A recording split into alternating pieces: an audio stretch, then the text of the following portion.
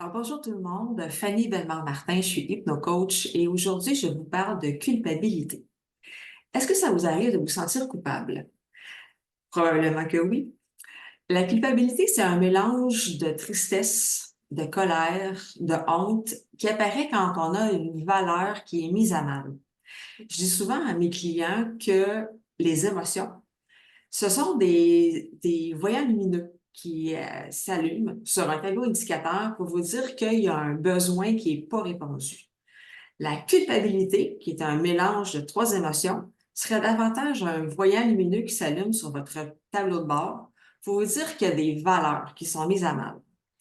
Donc, c'est important de connaître ces valeurs dans un premier temps pour savoir laquelle ou lesquelles est confrontée ici quand vous vivez de la culpabilité. Une fois que vous les avez identifiées, ces valeurs-là, ils apparaissent dans le fond dans quelle partie de votre vie, dans quel registre de vie. Est-ce que c'est dans votre rôle, par exemple, de mère ou de père, d'ami, d'employé, de patron? Dans quelle sphère de vie est-ce que ça apparaît? Et là, demandez-vous pour trouver la solution. Ici, s'il y a une valeur qui est mise à mal, qu'est-ce que vous pouvez faire? En fait, non, aller dans l'être, dans le je suis. Qui voulez-vous être par rapport à la situation pour pouvoir aller au-delà de la valeur qui est mise à mal? Donc, allez vraiment dans le je suis. Par exemple, vous vous sentez coupable parce que, je sais pas moi, votre enfant a mangé trop de chocolat dans la journée. Et ça, ben, dans votre valeur de santé, ça marche pas.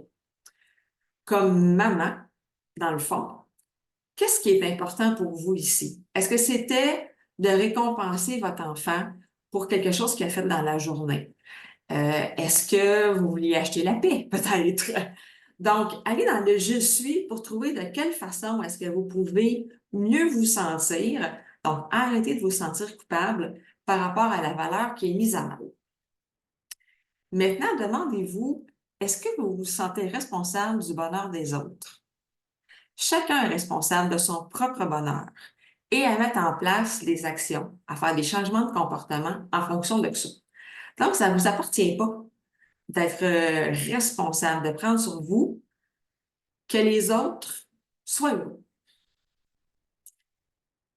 Les émotions qui sont dans la culpabilité, je parlais de honte, de colère, de tristesse. Ces émotions-là sont là, elles apparaissent parce que vous avez des pensées. Donc, vous êtes témoin de quelque chose, vous recevez de l'information, soit que vous l'avez vu, vous l'avez ressenti, vous l'avez entendu. Ces pensées-là génèrent des émotions. C'est quoi les besoins pour vous qui sont derrière ces émotions-là? Derrière la colère, qu'est-ce qui se cache comme besoin? Derrière la tristesse, derrière la honte, c'est quoi les besoins qui sont là? Et qu'est-ce que vous allez faire pour pouvoir honorer les besoins? Donc, en allant au-delà de la valeur dans le je suis, dans l'être, et en répondant aux besoins qui sont derrière les trois émotions qui forment la culpabilité, vous allez être en mesure à ce moment-là de l'atténuer, voire de l'enlever complètement. Donc, c'est important d'être à l'écoute de vos besoins, d'aller dans l'introspection pour bien vous connaître et de vous faire des demandes pour pouvoir répondre à ces besoins-là.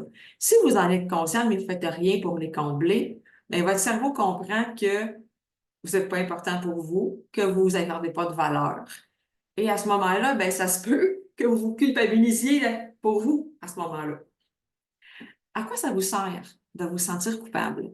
Quand on maintient un comportement, un ressenti sur du long terme, c'est qu'il y a une utilité. Donc, c'est quoi le gain secondaire à vous sentir coupable?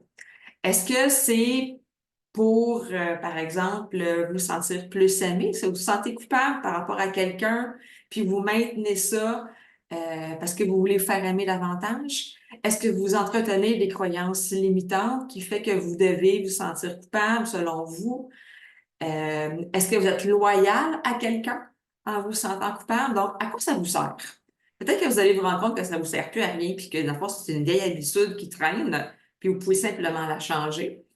Peut-être que vous allez vous rendre compte qu'il y a quelque chose à travailler au niveau des croyances, au niveau de la loyauté, au niveau de ce que vous prenez sur vos épaules. Donc, il peut y avoir un travail de ce côté-là.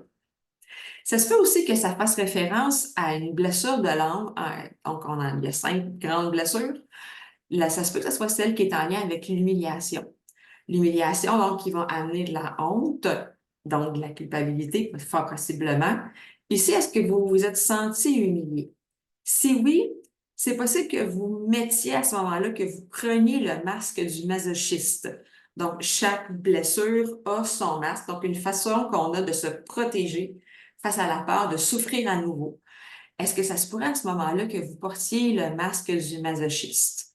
Et à ce moment-là, en travaillant sur votre blessure, vous allez faire en sorte de diminuer la culpabilité. C'est important en ce moment-là, si vous en rendez compte, de prendre en compte vos besoins dans un premier temps avant ceux des autres. Donc, je reviens à ce que je disais tout à l'heure. Donc, de bien connaître ses besoins, c'est important. Si vous voulez prendre en compte vos besoins avant ceux des autres, il faut d'abord connaître vos besoins pour pouvoir les honorer. Ensuite, une autre façon de faire diminuer la culpabilité, comme il y a un aspect de honte dans les émotions qui la composent, c'est d'aller activer l'émotion inverse pour venir rééquilibrer, dans le fond, les énergies. Et l'émotion inverse à la honte, c'est la gratitude.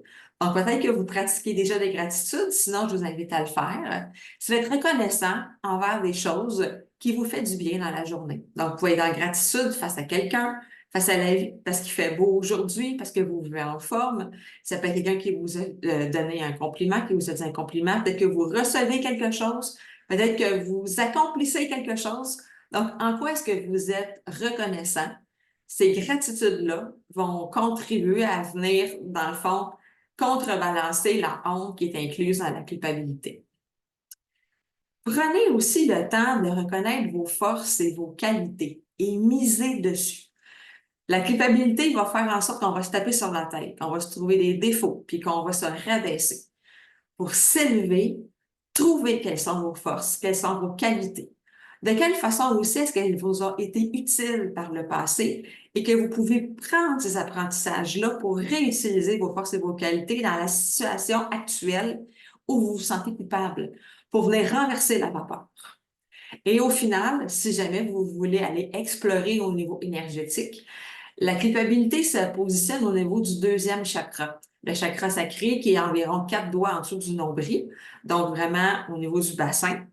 Vous pouvez à ce moment-là, peut-être dans une visualisation, dans une méditation, imaginer que vous allez faire passer la couleur orange dans ce chakra-là. Allez y mettre de l'eau qui est son élément associé et faire en sorte de rééquilibrer les choses sur le plan énergétique. Ça peut contribuer à aider à enrayer la culpabilité ou du moins à la diminuer. Je vous dis pas que c'est un absolu, je compterai pas juste là-dessus pour pouvoir enlever la culpabilité. C'est un élément, un outil parmi les autres pour mieux vivre dans le fond avec ce qui est là pour vous. En espérant que ça vous a été utile. Au revoir.